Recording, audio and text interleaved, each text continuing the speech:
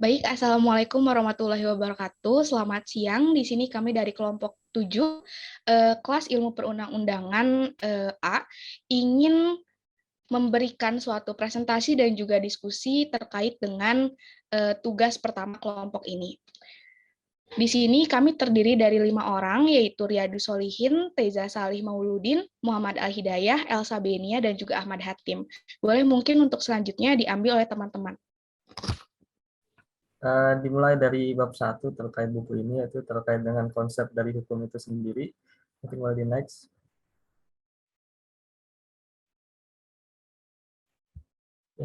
Kalau kita bicara terkait bagaimana konsep hukum itu sendiri, maka sejatinya menurut Hans Kelsen juga dijelaskan bahwa seandainya objek dari aturan itu adalah human behavior atau perilaku manusia. Jadi ketika dia mendefinisikan hukum itu, law adalah order of human behavior. Dan yang dimaksud dengan order itu adalah system of rules. Jadi secara definisi, by definition, didefinisikan oleh Hans Kelsen kalau hukum itu adalah suatu sistem aturan, system of rules, yang mengatur tentang perilaku manusia. Jadi di situ dijelaskan bahwasannya bukan hanya aturan yang disebutkan hukum, tapi hukum itu adalah keseluruhan dari sistem aturan itu yang mengatur tentang perilaku manusia atau human behavior. Dan yang dimaksud dengan mengatur human behavior itu bukan hanya terkait dengan objeknya human behavior, tapi juga terkait dengan kondisi atau efeknya. Sebagai contoh, misalnya ketika terjadi banjir, di situ kan ada aturan. Di situ yang menjadi aturan itu bukan manusianya, tapi keadaan yang membuat banjir itu sehingga menimbulkan aturan. Tapi tentunya keadaan itu kan punya efek terhadap perilaku manusia. Sehingga karena kaitannya dengan efek itu dengan perilaku manusia, disitulah dibuat hukum atau suatu aturan. Jadi itu yang menyebabkan Hans Kelsen mengatakan kalau hukum itu adalah sistem dari aturan-aturan terkait dengan perilaku manusia. Boleh di next. Nah, kemudian juga di dalam buku itu juga dijelaskan definisi dari hukum itu berdasarkan ilmu pengetahuan dan berdasarkan politik. Kalau kita ingin mendefinisikan itu, setidaknya ada 2 pertanyaan yang harus kita jawab menurut Hans Kelsen dalam bukunya. Pertanyaan pertama, apakah fenomena sosial yang disebut hukum itu memiliki karakteristik yang berbeda dengan fenomena sosial lainnya? Pertanyaan kedua, apakah karakter tersebut begitu penting sehingga bermanfaat sebagai pengetahuan tentang kehidupan sosial? Yang dengan menjawab 2 itu, kita akan mengetahui definisi secara politikal dan secara saintifik. Boleh dilanjutkan. Nah, ini definisi secara politikal dan secara saintifik. Kenapa di sini Hans Kelsen menyebutkan ada hukum itu kadang didefinisikan sebagai secara politik? Karena terkadang memang konsep hukum itu sangat luas dan menjadi sangat bias.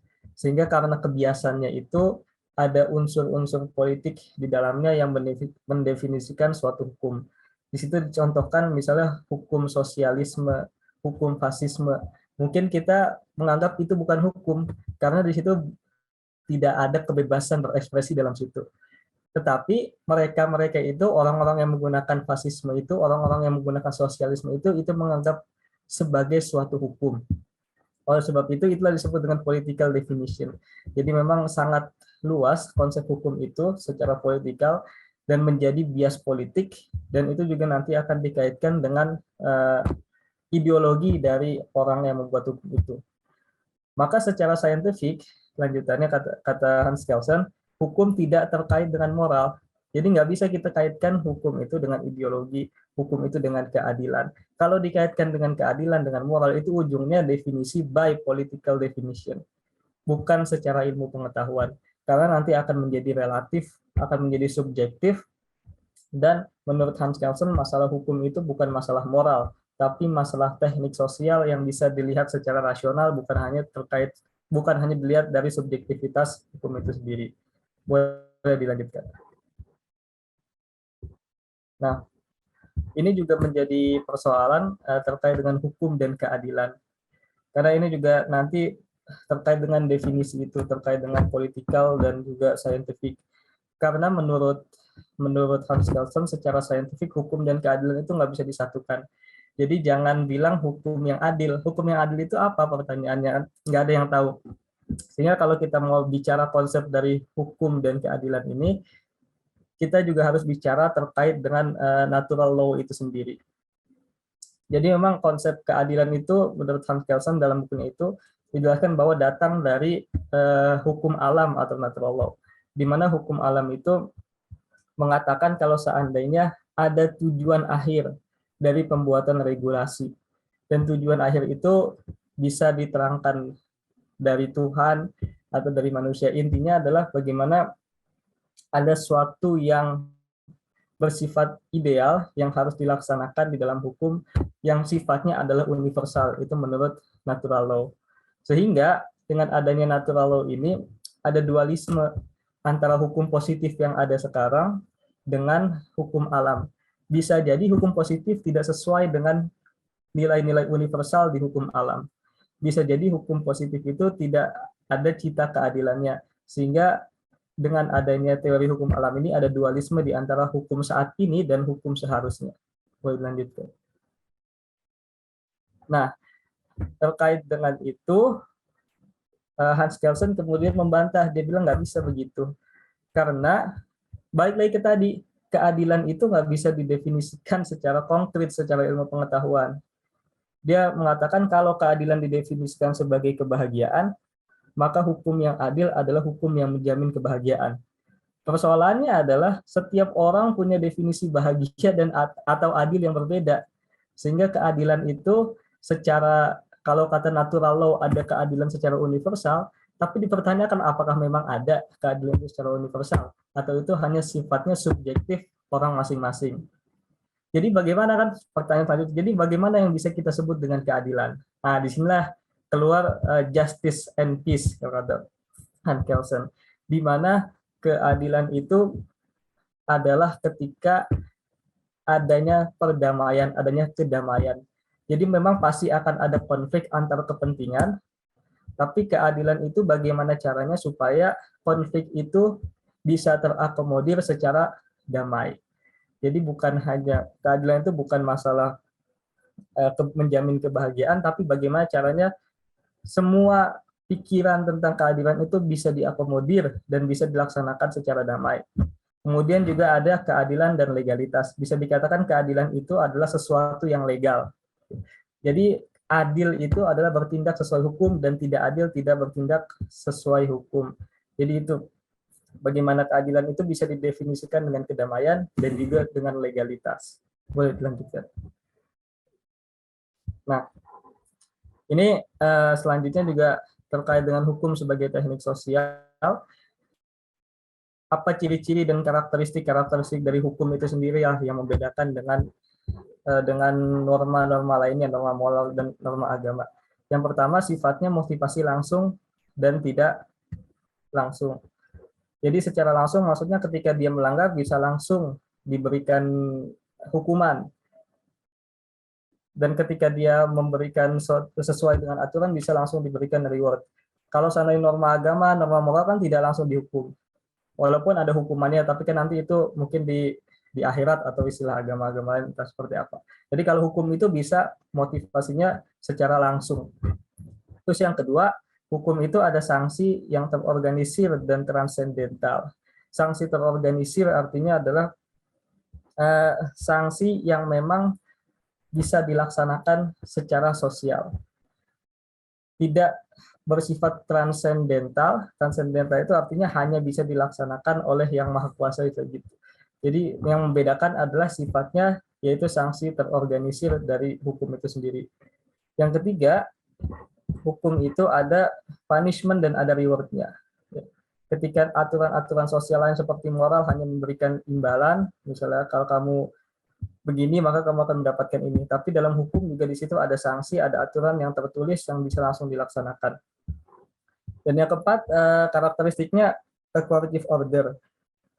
Artinya hukum itu adalah aturan sosial yang sifatnya memaksa. Jadi bukan sukarela tapi memaksa. Yang kelima, hukum itu karakteristiknya juga berbeda dengan moralitas dan agama. Ya bisa dilihat dari tadi segi paksaannya, dalam hukum ada pemaksaan, ada motivasi langsung, dan sanksi terorganisir. Jadi ada perbedaan antara moralitas, agama, dan hukum. Boleh dilanjut. Yang keenam, hukum juga menggunakan kekuasaan. Jadi dalam menerapkan hukum itu bisa menggunakan kekuasaan dari pemerintah agar orang-orang itu menaati hukum. Dan yang ketujuh, ciri hukum itu adalah sifatnya mendamaikan orang-orang. Jadi bagaimana dengan ada hukum ini, orang-orang tidak ada konflik, tidak ada permasalahan, tapi justru dengan adanya hukum ini menjadi kehidupan semakin teratur dan menciptakan kedamaian. Dan yang kedelapan, hukuman itu ada tekanan psikis di dalamnya. Jadi sifatnya memberikan tekanan kepada orang-orang. Kalau berbuat A, maka akan dihukum A, sehingga ada tekanan psikis dan orang takut untuk melanggar hukum. Tidak seperti norma-norma lain yang sifatnya beyond, di atas kenyataan. Dan yang kesembilan, terkait motivasi perilaku manusia. Dalam hukum itu motivasinya tidak diketahui. Apakah memang dia taat hukum karena memang takut dihukum, atau taat hukum karena memang dia orangnya baik, atau apa, tidak diketahui. Mungkin kalau norma-norma lain taat hukum untuk mendapatkan pahala, mendapatkan kebaikan, dan sebagainya. Tapi hukum itu tidak bisa seperti itu. Tapi motivasi perilaku manusia untuk melakukan hukum itu tidak dapat didefinisikan apa motivasinya, tidak diketahui. Boleh dilanjutkan. Nah, ini yang terakhir dari saya, ini tadi kan salah satu karakteristik hukum itu sifatnya memaksa. Tapi ternyata ada juga beberapa ahli yang mengatakan itu bukan salah satu sifat esensi dari hukum. Salah satunya itu Eugene Ehrlich yang mengatakan kalau motivasi manusia taat hukum itu bukan karena paksaan, tapi ada motivasi-motivasi lain. Ada juga yang mengatakan kalau seandainya esensi hukum itu adalah paksaan, maka itu jadi suatu permasalahan. Sehingga sebenarnya ada beberapa ahli juga yang mengatakan kalau esensi hukum itu bukan sebuah pemaksaan. Jadi itu dari saya, boleh lanjutkan ke yang lain. Baik, masih berkaitan dengan pembahasan bab pertama, selanjutnya saya akan membahas mengenai validity and efficacy atau validitas dan keberlakuan. Dalam hal ini terdapat beberapa submateri. Pertama, saya akan menjelaskan terlebih dahulu mengenai norma. Sebenarnya apa sih yang kita ketahui mengenai validitas dan keberlakuan? Apa yang membedakan dua konsep tersebut? Dalam hal ini, Hans Kelsen mencoba memberi sebuah ilustrasi suatu aturan hukum yang melarang pencurian, yang menyatakan bahwa setiap pencuri harus dihukum oleh hakim.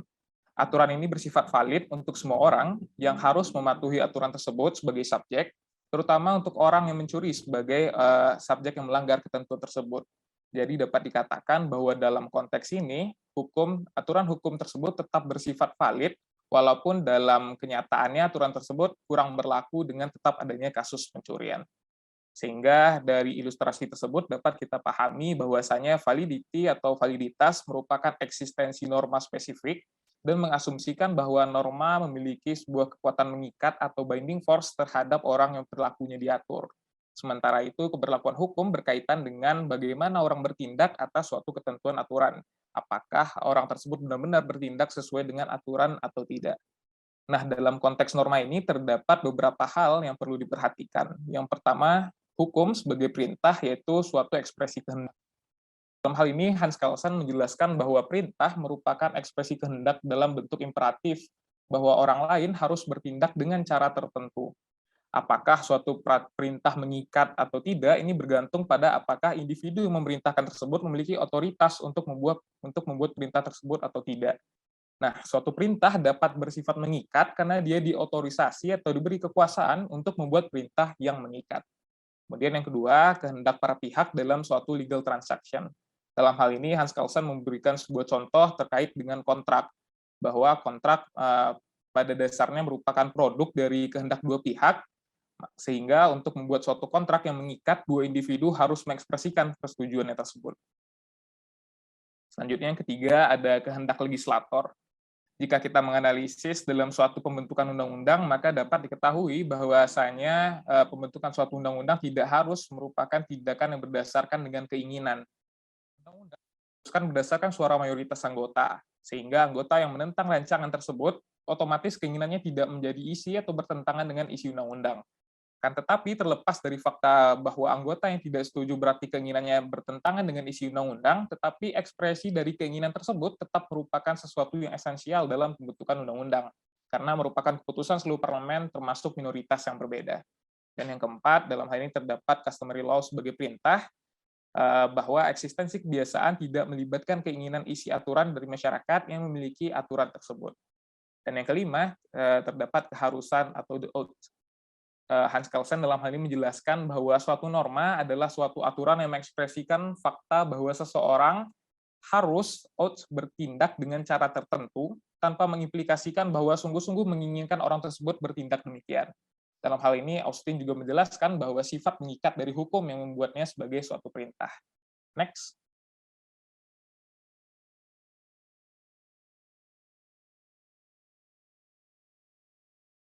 Sebelumnya.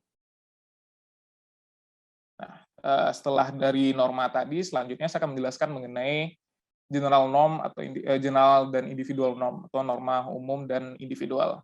Aturan hukum menunjuk hanya pada perilaku manusia dengan menentukan bagaimana seharusnya manusia bertindak. Dalam hal ini Hans Kelsen memberikan pemahaman bahwa terdapat istilah yang lebih baik digunakan daripada menggunakan istilah aturan atau rule. Dalam hal ini Hans Kelsen memberikan saran untuk menggunakan istilah norma atau norm untuk mengkarakteristikan hukum. Hal ini didasari karena rule membawa konotasi kepada sesuatu hal yang bersifat umum atau general. Sementara itu pada kenyataannya dalam hukum kita tidak hanya mengenal suatu peristiwa atau hukum yang dijelaskan sebagai aturan umum atau general rule, tapi kita juga menemukan fakta bahwa terdapat hukum yang bersifat individual. Dalam hal ini disebut sebagai individual norm atau norma individual, yaitu norma yang menentukan tindakan seseorang individu dalam situasi tertentu, dan norma tersebut hanya valid pada kasus tertentu serta mungkin dipatuhi atau dilaksanakan sekali saja. Dan yang ketiga itu terdapat conditional unconditional norm. Hans Kelsen dalam hal ini mencoba memberikan ilustrasi mengenai conditional norm atau hypothetical norm dengan melihat pada suatu keputusan pengadilan dapat menentukan bahwa dalam hal tergugat tidak melakukan tindakan yang diputuskan, maka sanksi akan diberikan. Berbeda halnya dengan unconditional norm atau kategorial norm, bahwa pada kasus hukuman atas delik pembunuhan misalnya, maka hukuman tersebut harus dijalankan tanpa adanya konsekuensi jika hukuman tersebut tidak dijalankan. Dan yang keempat, terdapat norma dan tindakan. Suatu tindakan adalah tindakan hukum secara eksklusif karena ditentukan oleh suatu norma hukum. Suatu tindakan merupakan tindakan hukum hanya karena dan hanya sepanjang ditentukan oleh norma hukum. Yang kelima, mengenai keberlakuan sebagai kesesuaian perilaku dengan norma. Hans Kelsen menjelaskan bahwa keberlakuan hukum berarti bahwa orang bertindak sebagaimana seharusnya bertindak sebagai bentuk kepatuhan terhadap pelaksanaan norma. Berbeda halnya dengan validitas yang merupakan kualitas hukum, maka keberlakuan adalah kualitas perbuatan manusia sebenarnya dan bukan tentang hukum itu sendiri. Dan selanjutnya itu terdapat perilaku berlawanan dengan norma. Tindakan yang disebut dengan bertentangan dengan norma merupakan tindakan yang tidak memenuhi norma. Tindakan tersebut nantinya akan memiliki konsekuensi tertentu dalam kondisi spesifik menurut hukum. Selanjutnya, setelah perilaku berlawanan dengan norma, terdapat keberlakuan atau efikasi sebagai kondisi bagi validitas. Sebagaimana saya jelaskan tadi sebelumnya, bahwa keberlakuan dan validitas merupakan dua konsep yang berbeda. Walaupun demikian, tetapi terdapat hubungan yang penting di antara dua konsep tersebut. Suatu norma dikatakan valid hanya dalam hal menjadi bagian sistem norma yang secara keseluruhannya berlaku. Dan yang selanjutnya ada wilayah atau sphere validitas norma. Validitas suatu norma berawal dari suatu waktu dan berakhir pada waktu lain. Demikian pula halnya bahwa norma valid untuk suatu wilayah sosial tertentu dan belum tentu berlaku untuk wilayah sosial lainnya. Sehingga dalam hal ini Hans Kelsen menyebutkan bahwa kita mengenal terdapatnya wilayah validitas temporal dan wilayah validitas spasial dari suatu ketentuan norma. Dan yang terakhir, mengenai validity dan efikasi ini, terdapat hukum retroaktif dan ketidaktahuan hukum. Hukum retroaktif menuai keberatan dan tidak diinginkan karena melukai perasaan keadilan atau sanksi, terutama hukum, terhadap individu, karena suatu tindakan atau omisi di mana individu tersebut tidak dapat mengetahui bahwa hal yang ia lakukan akan dikenai sanksi. Akan tetapi di satu sisi lain kita juga mengenal prinsip dasar hukum yang berlaku di dalam semua tata hukum positif, bahwa ketidaktahuan hukum tidak merupakan alasan pemaaf bagi seseorang. Istilah hukumnya kita mengenal dengan ignorantia juris neminem accusat. Fakta bahwa seorang individu tidak tahu bahwa hukum memuat sanksi pada perbuatannya adalah bukan alasan untuk tidak mengenakan sanksi terhadap orang tersebut. Boleh di next? Nah, setelah mengetahui mengenai efficacy dan validity tadi, maka selanjutnya saya akan menjelaskan mengenai legal norm atau norma hukum. Yang pertama, norma hukum dan aturan hukum dalam arti deskriptif. Hal ini berarti bahwa merupakan tugas dari ilmu hukum untuk mewakili hukum dalam suatu komunitas atau masyarakat, bahwa materi yang diproduksi oleh otoritas hukum dalam prosedur pembuatan hukum dijelaskan akibat bentuk pernyataan bahwa jika hal tertentu dan kondisi tertentu terpenuhi, maka sanksi tertentu akan mengikuti. Sehingga dapat dipahami dalam hal ini bahwa hukum tidak hanya bersifat preskriptif atau sebagai keharusan, tetapi juga harus menjelaskan kenapa hukum tersebut harus dilaksanakan, menjelaskan akibat bentuk pernyataannya. Dan yang kedua, aturan hukum tentang alam atau law of nature. Dalam hal ini Hans Kelsen membedakan bahwa aturan hukum merupakan manusia dan perbuatannya, berkaitan dengan manusia dan perbuatannya. Berbeda halnya dengan law of nature yang berkaitan dengan sesuatu dan reaksinya. Hans Kelsen mencoba memberikan sebuah ilustrasi dengan pada law of nature, bahwa jika A terjadi, maka B terjadi atau akan terjadi. Berbeda halnya dengan pada aturan hukum yang menyatakan bahwa jika A terjadi, maka B harus terjadi. Sehingga terdapat kepastian pada aturan hukum yang membedakannya dengan law of nature. Dan yang ketiga, yang terakhir, yakni norma hukum sebagai standar valuasi. Dalam hal ini, Hans Kelsen menjelaskan bahwa norma hukum dapat diaplikasikan tidak hanya dalam arti dilaksanakan oleh organ atau dipatuhi oleh subjeknya, tetapi juga dalam arti membentuk dasar bagi suatu penilaian spesifik untuk mengkualifikasikan perbuatan organ atau subjek sebagai lawful atau unlawful. Demikian dari saya, boleh dilanjutkan oleh rekan berikutnya. Bab keempat berkaitan dengan legal duty atau kewajiban hukum. Nah, Hans Kelsen sendiri menyamakan bahwa konsep kewajiban hukum juga merupakan padanan dari konsep norma hukum gitu. Bahkan dalam karyanya Hans Kelsen menyebutkan norma hukum sebagai kewajiban hukum karena dalam setiap norma selalu menimbulkan kewajiban hukum tertentu. Nah, konsep kewajiban hukum di sini adalah makna hukum positif yang harus dibedakan dengan konsep kewajiban dalam bahasa Jerman, yaitu Pflicht gitu. Nah, konsep hukum tadi kan sudah disebutkan bahwa merupakan padanan dari konsep norma hukum. Konsep kewajiban hukum dalam ilmu hukum sebagaimana didefinisikan oleh Austin bahwa menunjuk hanya pada individu yang dikenakan sanksi dalam hal melakukan delik. Maka memiliki kewajiban hukum berarti kondisi sebagai subjek suatu delik atau delikuen gitu. Tetapi dalam hal ini kewajiban hukum tidak berarti tanpa norma hukum gitu. Maka kewajiban hukum adalah kewajiban untuk tidak melakukan delik atau kewajiban subjek untuk mematuhi dari norma delik itu sendiri gitu.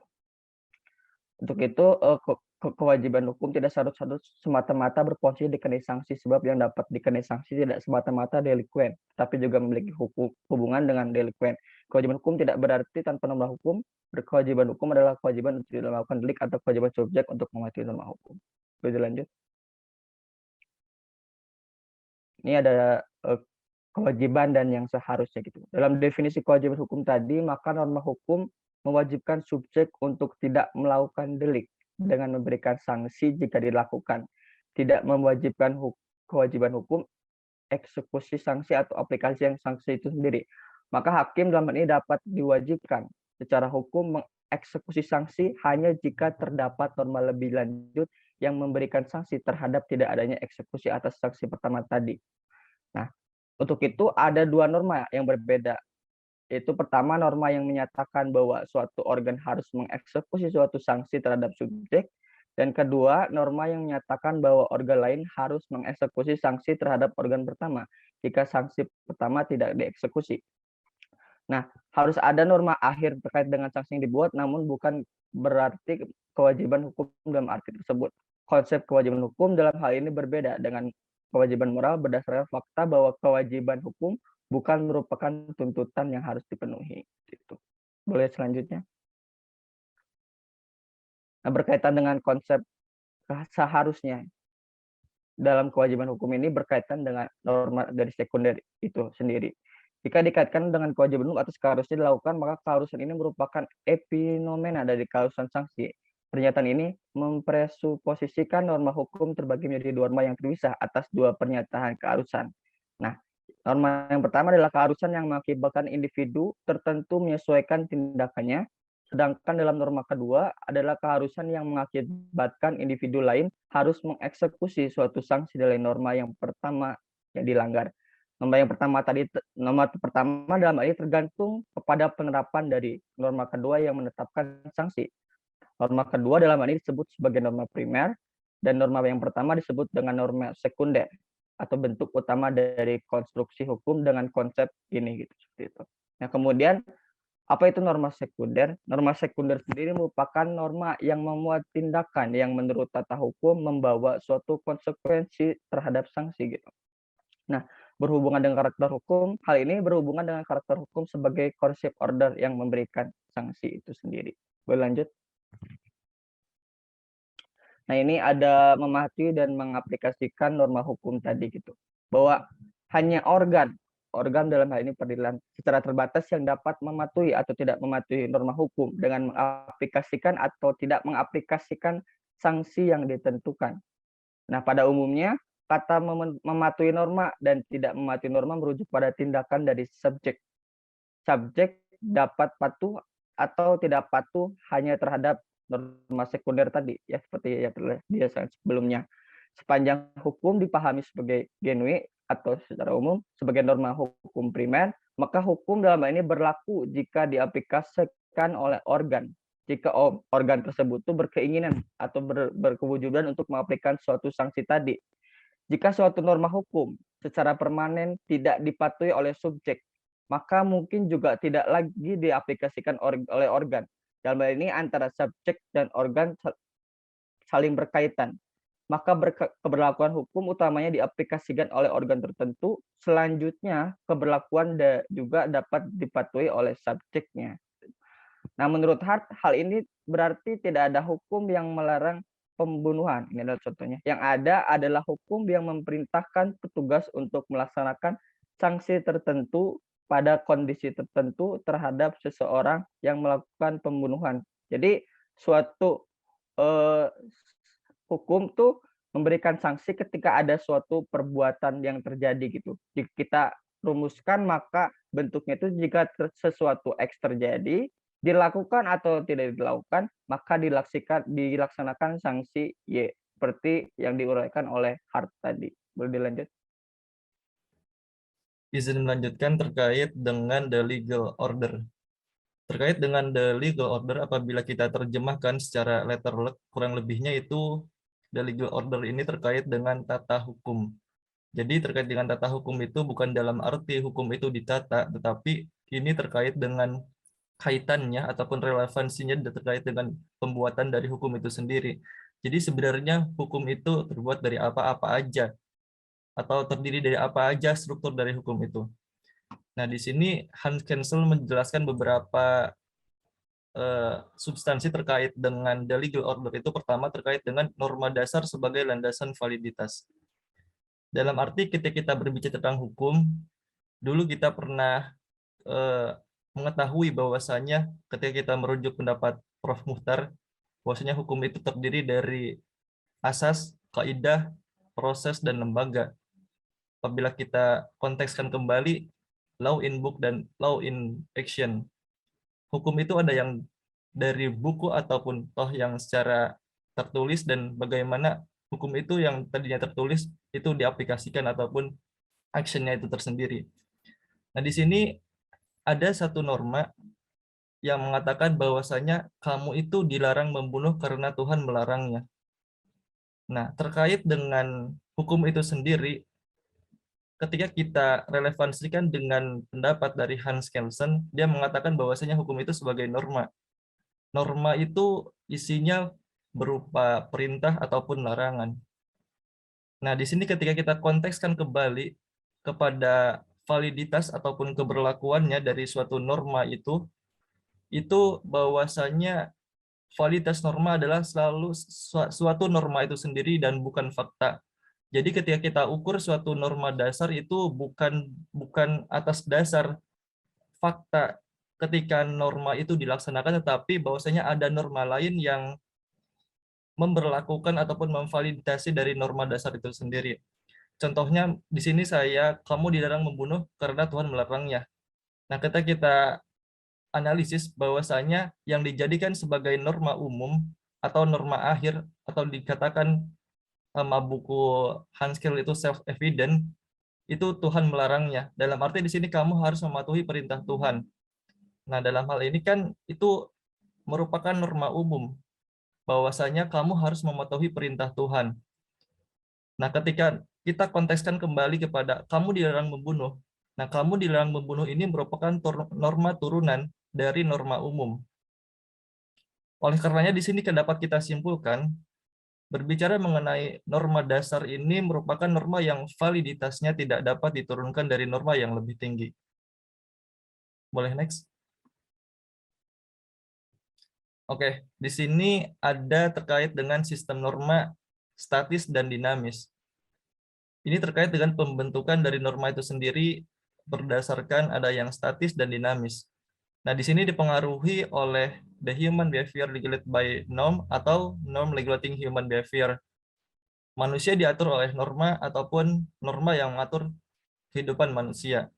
Ketika kita berbicara norma statis, bahwasanya manusia itu diatur oleh norma. Dan dalam hal ini ditentukan oleh norma dasar, baik validitasnya ataupun materinya. Untuk bentuk umum dari norma yang dikatakan valid itu berdasarkan nilai substansinya itu dikatakan sebagai norma moral. Berbeda halnya ketika kita berbicara terkait dengan norma dinamis, itu merupakan norma yang mengatur kehidupan manusia, dalam hal ini aktivitas proses pembuatan dan pelaksanaan hukum. Dan norma itu dikatakan valid, itu dibuat dengan cara-cara tertentu, prosedur tertentu, dan oleh instansi tertentu. Nah, kemudian norma dasar dari suatu sistem hukum adalah aturan dasar yang mengatur pembuatan norma-norma, yang dalam hal ini itu dibuat melalui tindakan individual yang telah diotorisasikan. Tadi saya contohkan bahwasanya kamu dilarang membunuh karena dilarang juga oleh Tuhan gitu untuk membunuh itu. Nah, itu konsep dari ataupun norma dari kamu dilarang membunuh itu merupakan tindakan yang kita sepakati, yang telah diotorisasikan oleh kita semua, bahwasanya kita semua ketika si norma itu tidak secara tertulis, itu merupakan perbuatan yang terlarang. Oleh karenanya, ketika norma membentuk suatu kesatuan, sistem dan tatanan nilai itu dikatakan sebagai rantai pembuatan hukum. Boleh next?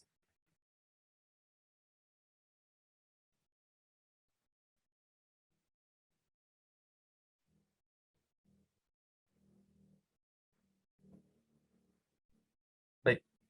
Selanjutnya terkait dengan positivisasi dari hukum itu sendiri. Bahwasanya dalam hal ini norma adalah norma hukum yang valid ataupun norma dikatakan norma hukum yang valid dinilai oleh fakta itu bahwasanya si norma itu dibuat dengan aturan tertentu. Oleh karenanya di sini dapat dikatakan positivisasi hukum itu berdasarkan fakta bahwa hukum dibuat dan dibatalkan oleh tindakan manusia yang bebas dari sistem moral dan norma sejenisnya. Dan ini ketika kita berbicara positivisme hukum itu, ini yang membedakan dengan hukum alam.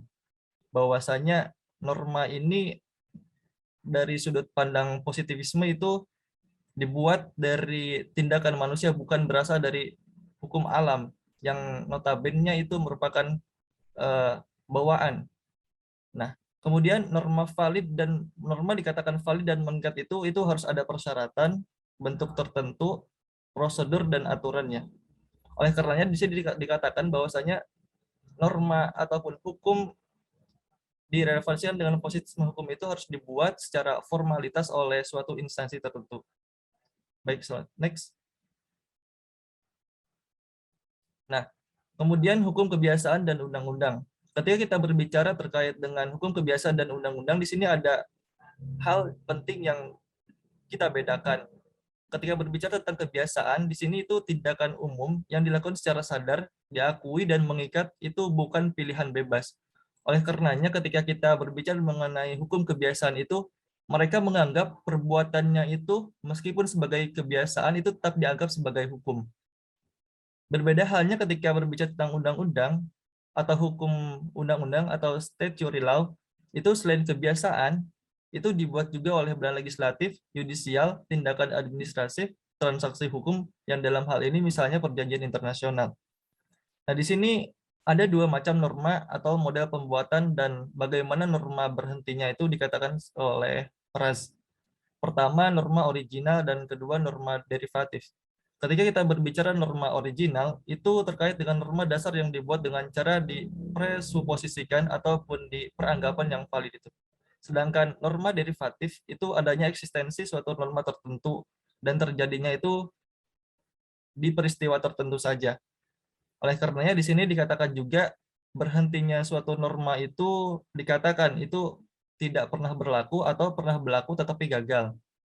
Boleh next?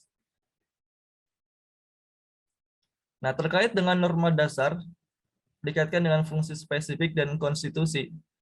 Bahwasanya di dalam hal ini suatu norma yang merupakan ketentuan memaksa itu sebenarnya bersumber pada norma individu suatu putusan pengadilan yang dalam hal ini dibuat sesuai undang-undang kriminal dan dibuat oleh organ yang berkompeten. Nah, di sini dikatakan bahwasanya ada yang dimaksud dengan transcendental logical presupposition. Artinya konsisi pertama adalah norma hukum yang mengikat merupakan sesuatu yang dipreposisikan dari formulasi tata aturan hukum lain. Dan norma dasar sifatnya itu mengikat, bahwasanya norma memberikan otoritas pada legislator pertama yaitu hanyalah presuposisi yang dibentuk oleh penafsir dan positivisme terhadap materi hukum itu tersendiri. Sehingga di sini dikatakan norma dasar itu dikatakan valid ketika itu dipreposisikan valid. Tidak ada tindakan manusia dapat ditafsirkan sebagai hukum khususnya norma pembuatan hukum. Boleh next? Dan selanjutnya ada di sini dikatakan prinsip legitimasi dan perubahan norma dasar. Prinsip legitimasi pada dasarnya merupakan norma itu tetap valid sepanjang belum dinyatakan invalid oleh tata hukum itu sendiri. Dan prinsip legitimasi ini tidak berlaku pada kasus revolusi. Nah, ketika kita berbicara kasus revolusi, mungkin di situ dikatakan bahwasanya ada suatu fenomena yang dinamakan fenomena resepsi. Yang dalam hal ini aturan yang baru menerima atau mengadopsi norma dari tata aturan yang lama. Yang kemudian norma baru itu memberikan validitasnya terhadap norma dari aturan lama. Dan terkait dengan resepsi ini, secara singkat itu prosedur pembuatan hukum yang diperluas. Nah, revolusi ini mengubah seluruh tataran hukum itu tidak hanya konstitusi. Dalam arti di sini aturan lama itunya hilang, sedangkan aturan barunya itu menerima validitasnya secara eksklusif dari konstitusional baru. Nah, ketika mungkin revolusi itu tidak berhasil ataupun gagal, dan jika ada aturan yang ingin dibentuk kembali, itu secara tindakan hukum itu legal, sementara secara konstitusi itu merupakan suatu kejahatan pengkhianatan. Mungkin boleh next. Kemudian terkait dengan efektivitas, ini pada dasarnya merupakan kebalikan dari prinsip legitimasi, yaitu prinsip efektivitas ini untuk membatasi prinsip legitimasi. Di sini dikatakan bahwasanya setiap satu norma kehilangan validitasnya ketika seluruh tata hukum norma kehilangan keberlakuannya. Dapat dikatakan di sini conditio sine qua non bukan conditional per qua non. Dan norma itu validnya dibuat dengan cara konstitusional bukan karena tata hukum secara keseluruhan. Boleh next. Dan terakhir yaitu dikatakan de suitudo dan aut dan is. Nah, di sini terkait dengan destitudo ini merupakan efek hukum negatif dari kebiasaan, yaitu menyediakan suatu norma dengan membuat norma lain identik dengan karakter fungsi undang-undang mencabut undang-undang yang valid. Nah, di sini ketika kita hubungkan validitas antara validitas dengan keberlakuan, tata hukum itu ditentukan oleh garis atas ataupun garis bawah, sehingga dikatakan isi norma dasar itu ditentukan oleh fakta melalui mana suatu aturan itu dibuat dan dilaksanakan. Mungkin dari saya sekian, boleh dilanjutkan ke yang lain. Baik, selanjutnya kita akan berbicara mengenai the superior and the inferior norm. Ketika kita berbicara mengenai hal ini, kita harus tahu dulu seperti apa terkait dengan proses legislasi dalam suatu negara. Nah, proses legislasi itu bisa didefinisikan sebagai suatu proses dan prosedur bagi norma umum yang akan dibentuk lalu diatur oleh konstitusi, di mana pengaturan oleh konstitusi ini bisa dilihat dengan adanya keputusan parlemen, persetujuan kepala negara, dan juga melakukan publikasi atau penerbitan. Selanjutnya, proses pembuatan hukum mencakup pembuatan undang-undang, proses peradilan, dan administrasi. Jadi tidak hanya mencakup proses pembuatan undang-undang saja. Hematnya, norma superior dan juga inferior ini bisa dibedakan sebagai berikut. Norma superior itu merupakan norma yang menentukan penciptaan norma lainnya, dan sedangkan norma inferior merupakan norma yang dibuat berdasarkan norma superior. Dalam hal ini juga hukum memiliki karakter unik dikarenakan beberapa hal. Pertama, karena terdapat satu norma hukum yang menentukan cara bagaimana norma lain itu dibuat atau dibentuk. Dan yang kedua adalah sahnya dalam hukum itu ditentukan oleh norma hukum lain, dan norma hukum yang terakhir merupakan validitas dari norma yang pertama. Masih berbicara mengenai the different stage of the legal order, di sini kita berbicara mengenai konstitusi. Yang pertama, konstitusi dalam arti material dan juga formal itu dapat diartikan sebagai berikut. Dalam arti formal, suatu konstitusi merupakan suatu dokumen nyata atau seperangkat norma hukum yang perubahannya sulit dilakukan dan hanya bisa dirubah menurut ketentuan tertentu. Untuk dalam arti materialnya, konstitusi dapat diartikan sebagai aturan-aturan yang mengatur perbuatan norma hukum umum. Dan konstitusi itu umumnya merupakan norma dasar tertinggi dalam suatu hukum negara. Selanjutnya, penentuan isi norma hukum oleh konstitusi itu bisa dilakukan secara negatif dan juga secara positif. Dalam artian negatif, artinya konstitusi bisa mengatur mengenai hal-hal yang tidak boleh dilakukan oleh norma hukum lain, dan dalam konstitusi ini juga bisa diatur poin-poin yang harus dilakukan, seperti isi deliknya harus seperti apa, sanksinya seperti apa, dan prosedurnya harus seperti apa. Kemudian kebiasaan sebagaimana ditentukan oleh konstitusi ini dimungkinkan suatu konstitusi mengatur kebiasaan sebagai institusi bahwa konstitusi sendiri bersifat kebiasaan dan tidak tertulis. Jadi intinya kebiasaan dalam suatu konstitusi itu bisa diakui, dan pada dasarnya konstitusi pun terdapat yang bentuknya itu tidak tertulis. Selanjutnya, kebiasaan sendiri dapat didefinisikan sebagai fakta pembuatan hukum, di mana hukum itu dapat mengatur pembuatannya sendiri. Selanjutnya, baik kebiasaan maupun undang-undang itu keduanya merupakan hukum sebelum menerima pengakuan dari pengadilan. Jadi, antara kebiasaan ataupun undang-undang, sebelum ada pengakuan pengadilan pun sudah diakui sebagai sumber atau sebagai norma dalam suatu negara. Kemudian, norma umum yang ditetapkan atas dasar konstitusi. Dalam hal ini akan dibahas mengenai statuta dan juga kebiasaan. Norma umum yang ditetapkan melalui undang-undang atau kebiasaan akan membentuk satu tingkat di bawah konstitusi. Dan norma umum ini akan diterapkan oleh organ pelaksana dan atau otoritas administratif. Di sini juga terdapat beberapa fungsi dari norma umum. Pertama adalah menentukan organ yang menetapkan hukum serta prosedur yang harus diamati oleh masing-masing pihak, dan juga menentukan tindakan yudisial dan administratif antara organ-organ ini. Selanjutnya mengenai hukum substantif dan adjektif. Di sini hukum substantif dapat diartikan sebagai hukum material, dan juga hukum adjektif dapat diartikan sebagai hukum formal. Dan pengaplikasian antara keduanya itu tidak dapat dipisahkan antara satu sama lain. Selanjutnya, penetapan organ-organ pelaksana hukum menurut norma-norma umum. Di sini norma umum itu dibuat oleh legislasi atau kebiasaan. Materi konstitusi umumnya itu tidak mengatur isi dari norma, karena konstitusi itu hanya mengatur terkait dengan hal-hal yang bersifat ideal. Kemudian, materi norma umum ini menentukan organ yudisial administrasi beserta prosedurnya, serta isi dari norma individual sebagai landasan tindakan organ tersebut. Dalam hal ini, pengadilan umumnya terikat oleh hukum pidana dan perdata dibandingkan dengan otoritas administratif. Selanjutnya mengenai tata cara, ini ada beberapa poin, yaitu yang pertama, beberapa konstitusi itu memberikan otoritas administratif seperti kepada kepala negara dan menteri kabinetnya untuk menetapkan norma umumnya sendiri dengan tentu saja beberapa pembatasan. Contohnya di beberapa negara, kepala negara dan juga menteri itu bisa membentuk suatu norma umum hanya apabila keadaan yang dialaminya merupakan keadaan luar biasa. Selanjutnya mengenai sumber hukum, contoh sumber hukum yang sering kita dengar adalah tentu saja undang-undang dan juga kebiasaan. Kemudian pembuatan hukum dengan kebiasaan dan undang-undang yang kita pahami sebagai norma hukum itu akan mengabaikan norma individual yang bagaimanapun adalah bagian dari hukum itu sendiri. Setiap norma hukum adalah sumber dari norma yang yang lain gitu. Buktinya apa? Setiap norma inferior itu merupakan sumber dari norma inferior. Kemudian, pembuatan dan pelaksanaan hukum. Pembuatan norma hukum bisa ditentukan oleh dua cara. Pertama, organ dan prosedur yang akan membuat norma yang lebih rendah.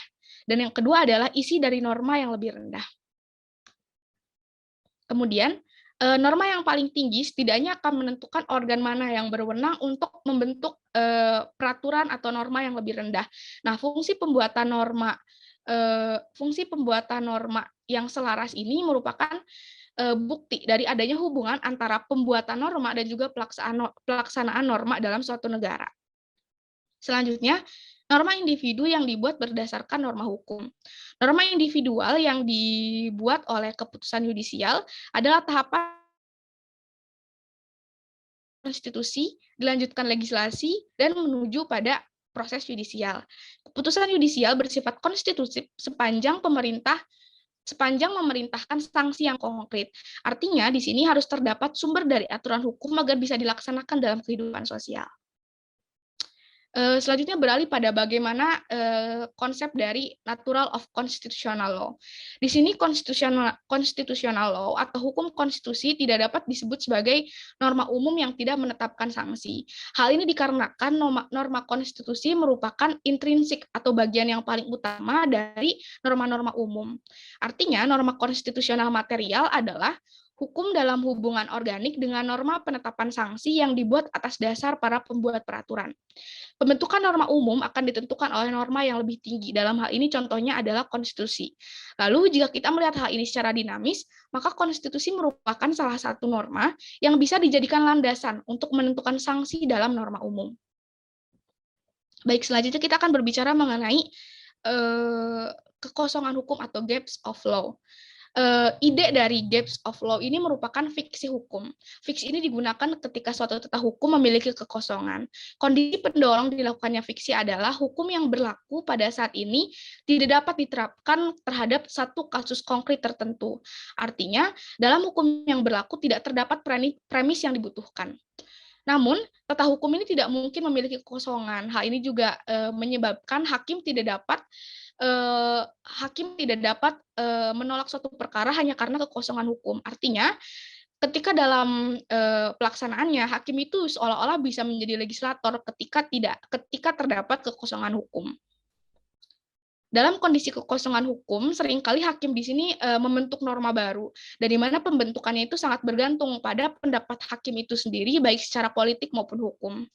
Selanjutnya, tujuan dari adanya fiksi hukum ini sendiri yang pertama, karena legislator itu tidak mungkin melihat semua kasus yang akan terjadi di masa depan. Akibatnya, pelaksanaan hukum itu pasti akan selalu bersifat tidak selalu bersifat mutlak dan akan menggantungkan nasibnya kepada hakim-hakim yang memang kondisinya ketika saat itu tidak terdapat hukum yang mengatur atau premis yang mengatur.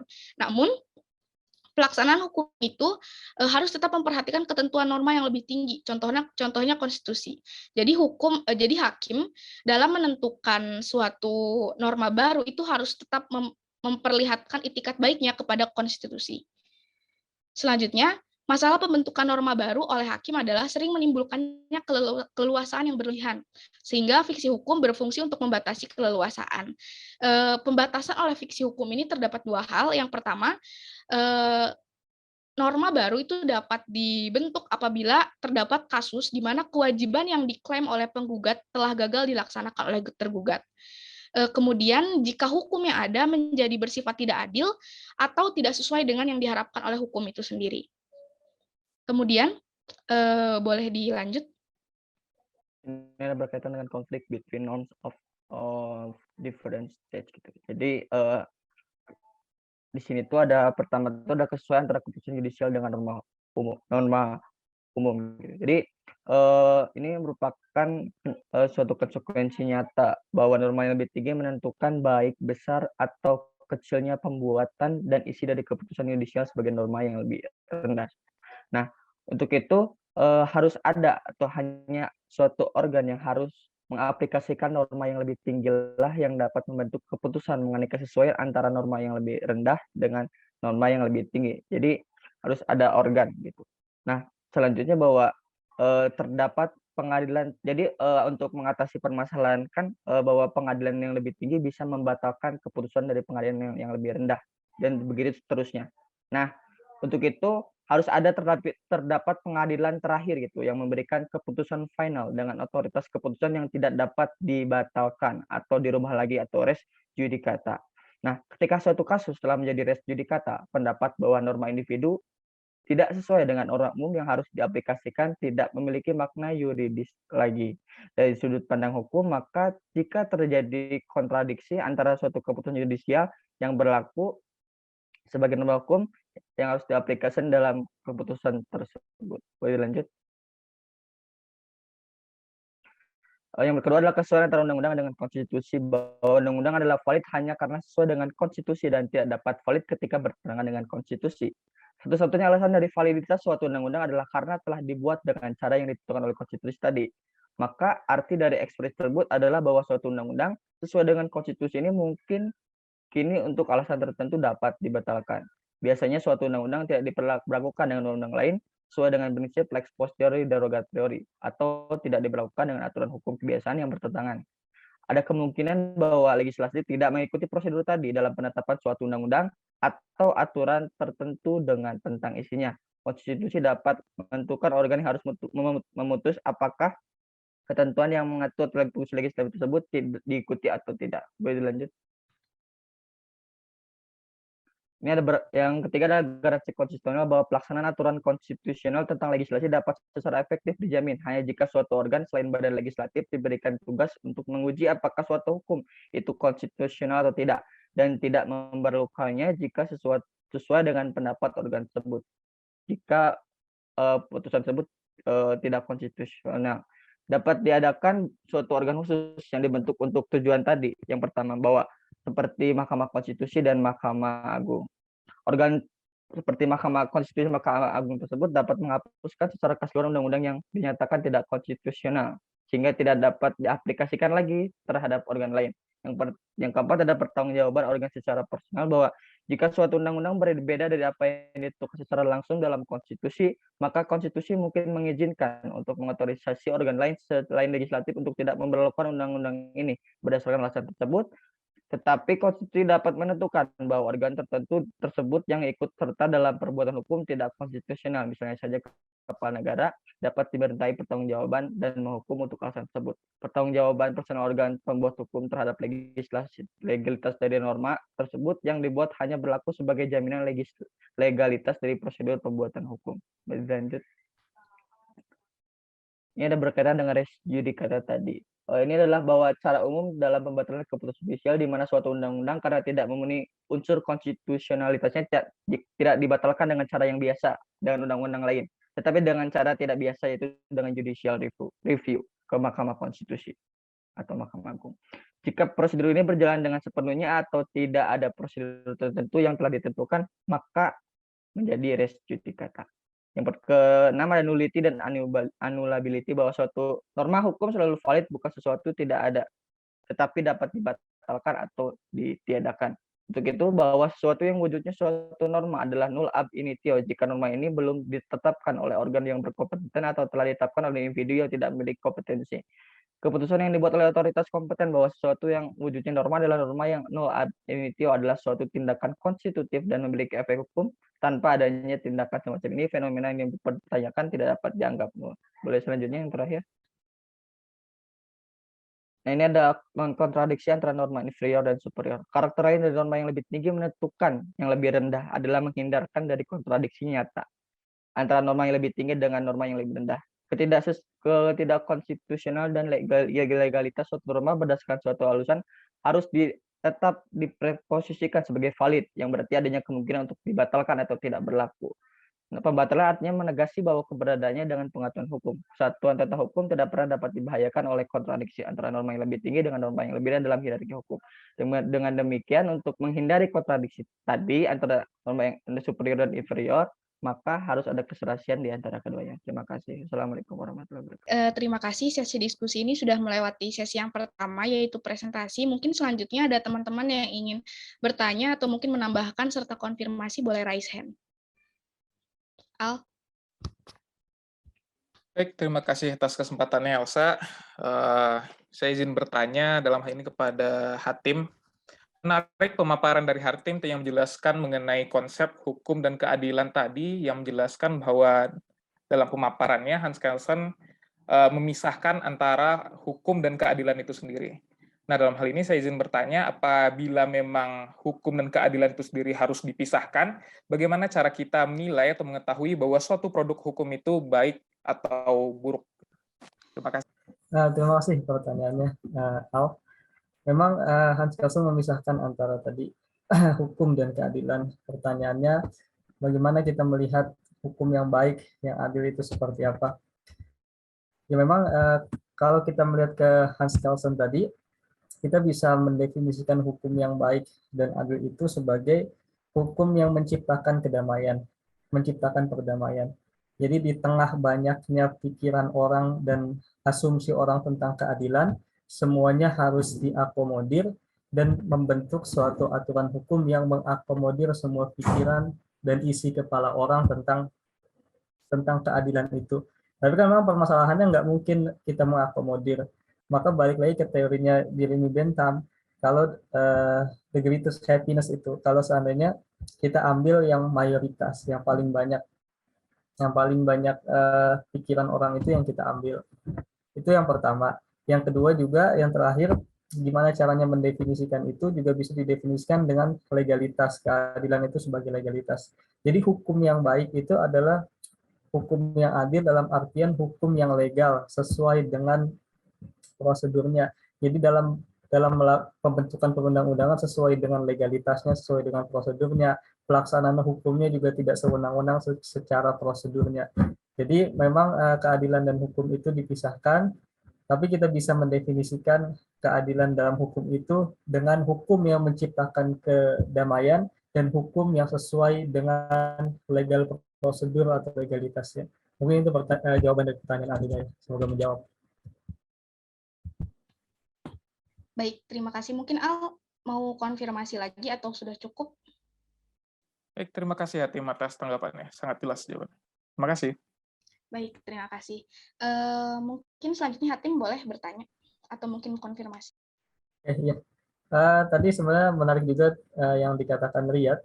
Sebenarnya itu juga bersinggungan dengan apa yang saya paparkan terkait ada dua norma tadi, norma primer dan norma sekunder. Pertanyaannya apakah memang secara umum para ahli itu berpendapat memang seperti itu, ada dua norma itu.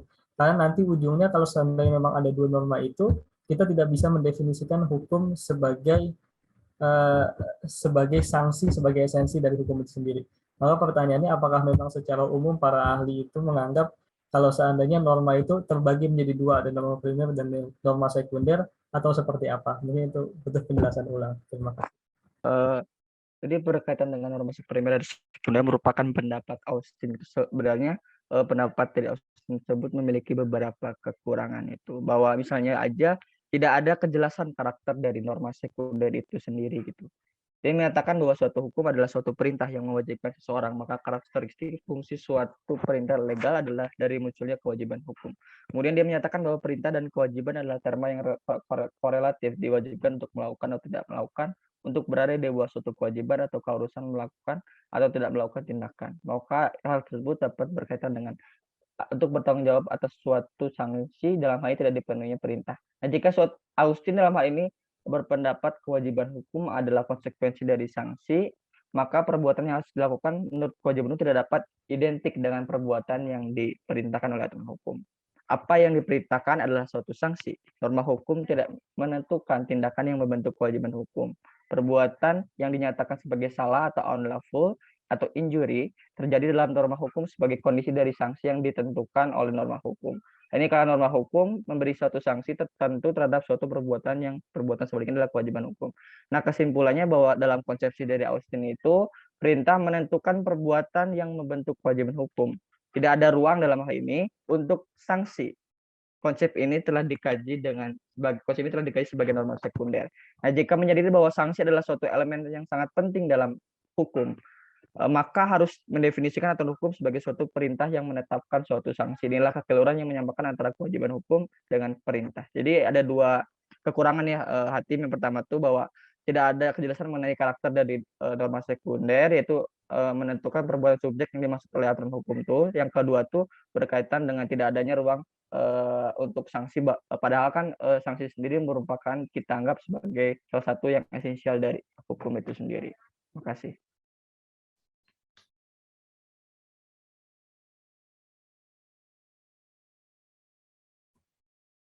Baik, terima kasih atas kesempatannya moderator Elsa. Saya izin bertanya kepada Saudara Al terkait tadi materi validitas dan keberlakuan ataupun validity dan effectivity. Nah, tadi saya menyimak ada satu hal yang menarik, yaitu terkait dengan keharusan ataupun the ought itu sendiri. Tadi dikatakan bahwasanya suatu norma adalah suatu aturan yang mengekspresikan fakta bahwa seseorang harus bertindak dengan cara tertentu tanpa mengimplementasikan bahwa sungguh-sungguh menginginkan orang tersebut bertindak demikian. Dan di sini menurut Austin, di situ dikatakan bahwasanya keharusan ini adalah sifat mengikat dari hukum yang membuatnya sebagai suatu perintah. Nah, di sini tuh kan dikatakan bahwasanya validitas ataupun keberlakuan keharusannya itu secara gambaran umum. Namun yang menjadi pertanyaannya itu ketika kita kontekskan kepada suatu tataran demokrasi yang dalam hal ini Indonesia itu seperti apa? Mungkin mohon penjelasannya kepada Saudara Hidayah. Mungkin terima kasih pertanyaan saya.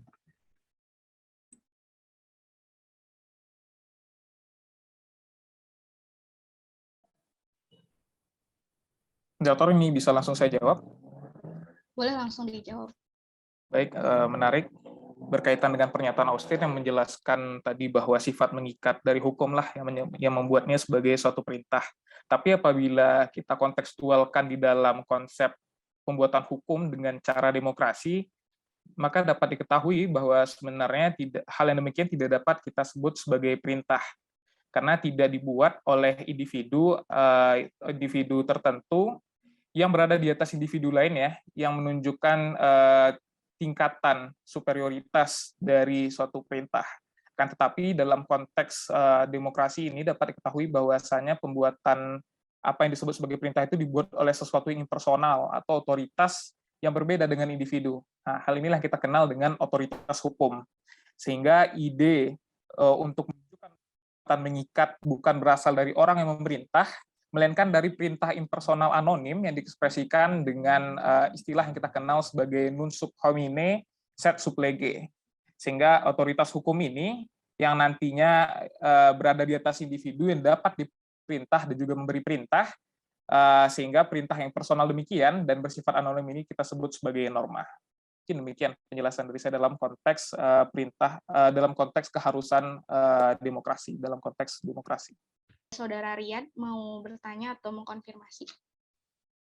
Yang berkaitan dengan pemaparan dari Elsa berkaitan dengan konstitusi. Seperti yang kita tahu bahwa ada beberapa negara yang mungkin memiliki konstitusi tidak tertulis gitu. Biasanya negara-negara yang mengadakan sistem hukum Anglo-Saxon gitu. Misalnya aja Inggris. Nah, mungkin pertanyaannya apakah hukum konstitusi yang tidak tertulis ini dapat diakui atau gimana ya, keberlakuannya gitu di tatanan hukum internasional seperti itu.